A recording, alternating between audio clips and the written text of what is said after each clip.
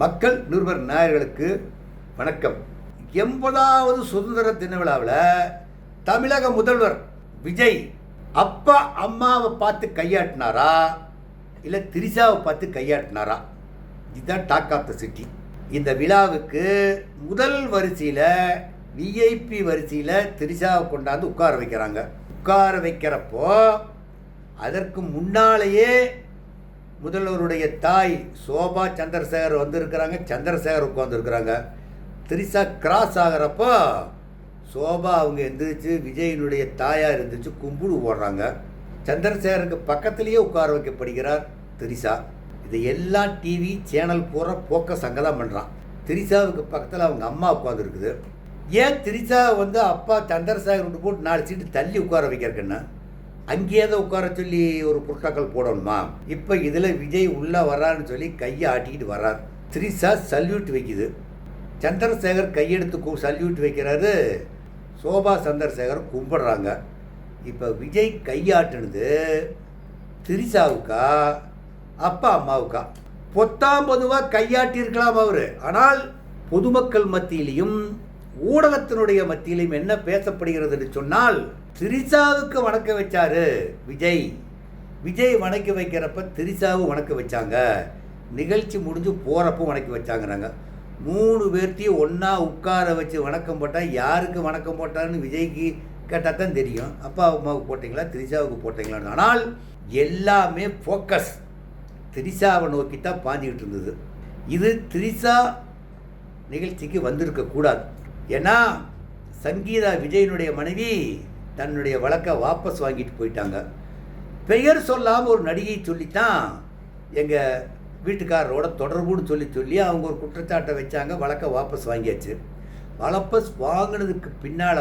வாபஸ் வாங்கினதுக்கு பின்னால் திரிஷாவினுடைய பேச்சு மூச்சு இல்லாமல் இருந்தது. ஆனால் இப்போ இந்த சுதந்திர தினவிழாவுக்கு திரிஷா அம்மாவோட என்ட்ரி கொடுத்ததை மீண்டும் வேதாளம் முரங்க மரம் ஏறுறது கதையாத்தான் எல்லாம் பேசுகிறாங்க. எப்படி உங்கள் தமிழக வெற்றி கழகத்தில் இருக்கக்கூடிய கட்சிக்காரனையும் தொண்டர்களையும் பொதுமக்கள் காரி துப்ப மாட்டாங்களா? ஏன்னா உங்கள் தலைவை எத்தனை சொன்னாலும் கேட்க மாட்டாங்களா அப்படின்னு சொல்லி காரி துப்ப மாட்டாங்களா? அந்த இடத்துல வரவழைச்சிருக்கக்கூடாது. இப்போ நீங்கள் வரவழைச்சதை வச்சு பார்த்தா இப்போ பொதுமக்கள் எல்லாம் பின்னோக்கி போகிறான். காமராஜர் காலத்துக்கு போகிறான், அண்ணா காலத்துக்கு போகிறான், பெரியார் காலத்தை பற்றி நினைக்கிறான். காமராஜர் சொன்னார் அப்படின்னு சொல்லி காமராஜர் நீங்கள் கூத்தாடிக்கு ஓட்டு போட்டால் நாளைக்கு கூத்தாளுக்கு ஓட்டு போட வேண்டியது இருக்கும், அவங்களுக்கும் கும்பிடு வேட வேண்டியிருக்குன்னு சொன்னார். இதையே ஈவேர பெரியார் ராமசாமியும் சொன்னார். அண்ணாதுரை பற்றி இழுக்கிறாங்க. பானுமதி நடிகைக்கும் அண்ணாதுரைக்கும் ஒரு கனெக்ஷன் வச்சு பேசுகிறாங்க. அப்போ அண்ணாதுரை என்ன சொல்கிறாரு? சட்டசபையில் சொன்ன நிகழ்ச்சிங்க இதையெல்லாம் இப்போ பொதுமக்கள்லாம் எடுத்து பேசிகிட்டு இருக்கிறான். ஊரம் இந்த டாபிக் தான் 3 பேர் தான் பேசுகிறான். காமராஜர் பேசுகிறான், பெரியாரை பேசுகிறான், அண்ணாவை பேசுகிறான். அண்ணா என்ன சொல்கிறார்? பானுமதி ஒன்றும் படிதாண்டா பத்தினி இல்லை, நான் முற்றும் துணைந்த முடிவரும் இல்லைங்கிற கருத்தை ஓப்பனாக தேங்காய் எடுங்க டான்னு ஓட்டு உடச்சி விட்டார். இப்போ அந்த மறந்து போன நிகழ்ச்சியை செத்துப்போன நிகழ்ச்சியாக எடுத்து நீங்களாம் பொதுவில் பேசிட்டு உட்காந்துருக்குறான். ரோடு பார்த்த பக்கம் பேசுகிறான், டீ கடையில் பேசுகிறான், ஒரு ஹோட்டலில் போய் சாப்பிட்டு இருக்க இடத்துல இருந்து திரிஷாவை பற்றி பேசுகிறான். இப்போ எல்லா இடத்துலையும் டீ கடையிலையும் டிவி வச்சுருக்கிறான், சாப்பிட்ற இடத்துல டிவி வச்சா ரோட்லையும் டிவி வச்சுருக்கிறான். இப்போ இந்த நிகழ்ச்சியை பார்க்குறவங்க எல்லாரும் மனம் வெந்து போய் நொந்து போய் தான் பேசிட்டு உட்காந்துருக்குறாங்க. இப்போ நாடோடி மன்னன் படத்தில் எம்ஜி சக்கரபாணி பிஎஸ் வீரப்பா பற்றி கேட்பார். நாட்டு மக்களை நாம் என்ன பண்ணுறதுன்னு அவன் சொல்லுவார் இல்லையா? பிஎஸ் வீரப்பா நாடும் நாட்டு மக்களும் நாசமாக போகட்டும்னு சொன்ன மாதிரி தான் இன்றைக்கி நாட்டு மக்களும் நாசமாக போகட்டுங்கிற நினைப்பில் தான் இன்றைக்கி முதல்வர் விஜய் நடந்துக்கிட்டு இருக்கிறார். இவ்வளோ கலவரத்துக்கு இடையில் திரிஷாவை அழைத்தது தவறுன்னு சொல்லி ஊரே பேசிக்கிட்டு இருக்குது. திரிஷாவை அழைத்தது தவறு என்று ஊரே பேசி கொண்டிருக்கிற நிலைமையில் திரிஷாவை வரவழைச்சு அப்பா அம்மாவுக்கு பக்கத்தில் உட்கார வச்சு இதில் வேற ஒருத்தர் டிவியில் ஓடுறான். இவங்க ஆரஞ்சு புடவை கட்டியிருந்தாங்க, அவர் வெள்ளை கலருக்கு சந்திரசேகர் போட்டிருந்தார், அவங்க சோபா பச்சை கலர் ஓடுறாங்க. இந்த கலர் காம்பினேஷன் பார்த்தீங்களா சுதந்திரத்தை உணர்வை உண்டுபடுத்துதுன்னு சொல்லி என்னென்னமோ கற்பனை பேசுகிறாங்க. ட்ரோல் திருப்ப முடியல. இப்போ டிவி திருப்பணும்னாக்கா யூடியூப்பில் வர்றா இவங்களை பற்றியே தான் போட்டுக்கிட்டு உட்காந்துருக்காங்க. இதே நிலைமை நீடித்து கொண்டு போனால், விஜய் இன்னும் திருந்தவில்லை என்று சொன்னால், மக்கள் மத்தியில் இன்னைக்கு விஜய்க்கு 10% ஓட் அவுட்டு. உங்களுக்கு சப்பக்கட்டு கட்டிக்கிட்டு இருந்த மகளிரிலிருந்து, உங்கள் தொண்டனிலிருந்து, பொதுமக்கள்லேருந்து, நாளைக்கு தான் பேசுவான் பொதுமக்கள். இந்த 2 நாள் கழித்து பேசுவான். எங்கள் தலைவருக்கு என்ன சொன்னாலும் ஏற்காதுங்க, அவர் அப்படித்தானுங்க அப்படிங்கிற மாதிரி பேசுவான். இப்போ உங்களுக்கு இன்னும் 2-3 மாதத்தில் 100 நாள் ஆகிப்போச்சு. நீ அடுத்த எம்எல்ஏ எலெக்ஷன் வர்றதுக்கு வாய்ப்பே கிடையாது. உள்ளாட்சி தேர்தலும் வருவதற்கு வாய்ப்பு 100க்கு 100% இல்லை இன்றைக்கி இருக்கிற சூழ்நிலையில். இந்த சூழ்நிலையில் விஜய் கேவ் ஆடுதல மன்னாதி மன்னன். விஜய்க்கு கூட இருந்து சொல்லி கொடுக்குறவங்க மன்னாதி மன்னனுக்கு மேலே மன்னாதி மன்னனாக இருப்பாங்க. இப்போ தகைத்தாள் விருதல் கொடுத்தா பணம் கொடுப்பாங்க. அந்த தகைத்தாள் விருதல் யாருக்கு? முன்னாள் தமிழக காங்கிரஸ் கட்சியினுடைய தலைவர் கிருஷ்ணசாமி அவங்களுக்கு கொடுக்குறாங்க. அவங்க யாருனாக்கா சௌமியா அன்புமனுடைய தந்தையார். அவருக்கு இன்றைக்கி தகைத்தாள் விருது. எதுக்கு அவங்களுக்கு ஐஸ் வைக்கிறாங்க? அவர் காங்கிரஸ்காரர் தான். அவங்க எதுக்கு ஐஸ் வைக்கிறாங்க? சௌமியா அன்புமணியோடு சேர்ந்து பாட்டாளி மக்கள் கட்சிக்காரர் 4-5 பேர் எம்எல்ஏவாக இருக்கிறாங்க. கம்யூனிஸ்டுக்காரர் என்னைக்குனாலும் எட்டி கூச்சி போகிறதுக்கு தயாராக இருப்பாங்க. திருமாவளவன் நம்பவே முடியாது. இந்த மாதிரி சூழ்நிலையில் எங்கே கொக்கி ஓட்டு வைக்கிறாரு? சௌமியா அன்புமணி அவங்க அப்பாவுக்கு தகைத்தாள் விருது கொடுத்து அவருக்கு தலை மேலே ஐஸ் கட்டி தூக்கி வச்சுருக்குறாங்க. நாளைக்கு ஏதாவது பிரச்சனைன்னு சொல்லி சொன்னால், நீங்கள் எங்களை காப்பாற்றுங்க, நாங்கள் 5 வருஷத்துக்கு கட்சியாக முதலமைச்சர் கோதாவில் ஓட்டி ஆகணும். முதலமைச்சர் கோதாவில் இன்னும் ஒரு 5 ஆண்டு காலத்துக்கு, இப்போ 100 நாள் ஆகிப்போச்சு இல்லைங்களா, இன்னும் ஒரு 5 ஆண்டு காலத்துக்கு கட்சியை நாங்கள் ஓட்டி ஆகணும். அதுக்காக வேண்டித்தான் இத்தனை நிகழ்ச்சியும் நடைபெற்று கொண்டு வருகிறது. அதற்காக வேண்டித்தான் இத்தனையும் நடக்குது. இப்போ என்ன நடக்குதுன்னு சொல்லி சொன்னால், விஜய் யார் எங்கேயோ போங்க, எம் முடிவை நான் மாற்றிக்க முடியாது.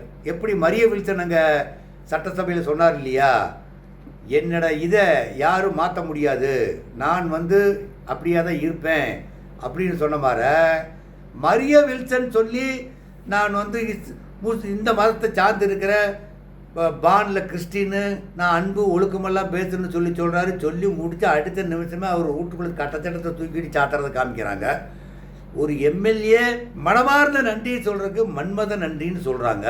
இப்போ வர்றவங்களுக்கெல்லாம் முன்னே ஒரு பயிற்சியாவது கொடுங்க. பேசுகிறவங்களுக்கெல்லாம் முன்னால் ஒரு பயிற்சி கொடுத்து கூட்டிகிட்டு பேசுங்க. ஒருத்தர் இலக்கணம் வழக்கணும்னு பேசுகிறாரு, அவருடைய பாஷை அப்படியே போச்சு. இப்போ முதல்வரனுடைய நடவடிக்கை, தற்சமயம் நடந்த நடவடிக்கை, திரிசா அவர்களை இந்த இடத்தில் என்றி கொண்டாந்து விட்டது. முதல்வருக்கு கெட்ட பெயர் ஏற்பட்டு விட்டது. விஜய் இன்னும் நம்பிக்கொண்டிருக்கிறார். மக்கள் என் பக்கம்னு சொல்லி நம்பிட்டு இருக்கிறார். இப்போ ஒவ்வொரு நிகழ்ச்சியும் இப்படி நடத்திக்கிட்டு போனீங்கன்னா மக்கள் உங்களுக்கு தூரமாக போயிடுவாங்க. எந்த கட்சியும் சேராமல் இருக்கக்கூடிய 15% மக்கள் ஒரு மாற்றம் வேண்டும் என்பதற்காகத்தான் விஜய்க்கு ஓட்டு போட்டாங்க. ஆனால் மக்கள் அந்த 15% மக்கள் ஏண்டா ஓட்டு போட்டோம்னு சொல்லி இன்றைக்கி ரொம்ப வருத்தத்தில் இருக்கிறான். சென்னையில் 5000 ரூபாய்க்கு இருந்த வீட்டு வரியை இன்றைக்கி 25,000 ரூபாயை உயர்த்தி இருக்கிறாங்க.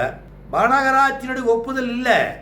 ஊராட்சி மன்றத்தில் இருக்கக்கூடிய ஊராட்சியிலிருந்தும் பேரூராட்சி, நகராட்சி, மாநகராட்சி எல்லாம் மெம்பர்கள் கவுன்சிலர்களாக தீர்மானம் போட்டு தான் இவ்வளோ வரி உயர்வு வைக்கணும்னு சொல்லி போட்டு தான் தீர்மானம் பாஸ் பண்ணால் தான் ஏற்ற முடியும்னு ஒரு நடைமுறை சட்டம் இருந்துகிட்டு இருக்கிறப்போ தன்னிச்சையாக சென்னையில் ஏற்றுறாங்க. இன்றைக்கி அதை ரத்து பண்ணியிருக்காங்க.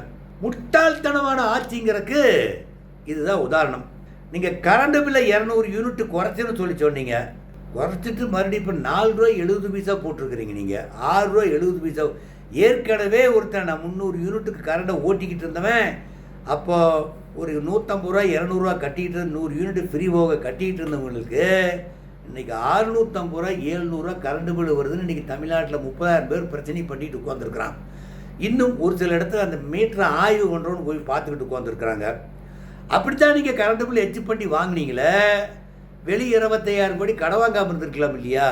இந்த பணத்தை என்ன பண்ணீங்கன்னு தெரியல.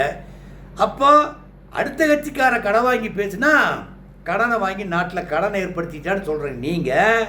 நீங்கள் கரண்ட் பில்லை ஏற்றி இருக்கக்கூடிய எல்லாம் ஏற்றி வச்சுக்கிட்டு உட்காந்துக்கிட்டு இதெல்லாம் ஏற்றனால யார் பாதிக்கக்கூடிய பொதுமக்கள் தான் பாதிக்கிறான். அரிசி விலை ஏறிப்போச்சு, பருப்பு விலை ஏறிப்போச்சு. இன்றைக்கி பக்தவச்சல ஆட்சியில் நடந்த சூழ்நிலை தான் இன்றைக்கி நடந்துக்கிட்டு உட்காந்துருக்குது. அப்போ பேசுனா பக்தவச்சலம் என்னாச்சு, பருப்பு விலை என்னாச்சு அப்படின்னா, இன்றைக்கி அதே சூழ்நிலை தான். அரிசியும் மூட்டைக்கு 500 ரூபா பக்கமாக ஏற்றி வச்சுருக்கிறாங்க. பொருள்களுடைய விலையை ஏற்றிட்டாங்க. இதோடு மட்டும் இல்லாமல் மணலுடைய விலையை தாறுமாற ஏறிப்போச்சு. இப்போ நாட்டில் விலைவாசி உச்சத்தை தொட்டுக்கிட்டு இருக்குது. விவசாயிகளுக்கு கருணியே இல்லை. இந்த அரசில் கண்ணீர் வடிக்கிற விவசாயி கருணி இல்லாத அரசாக உட்காந்துருக்குது. கடங்காரனாகவே உட்காந்துக்கிட்டு இருக்கிறான்.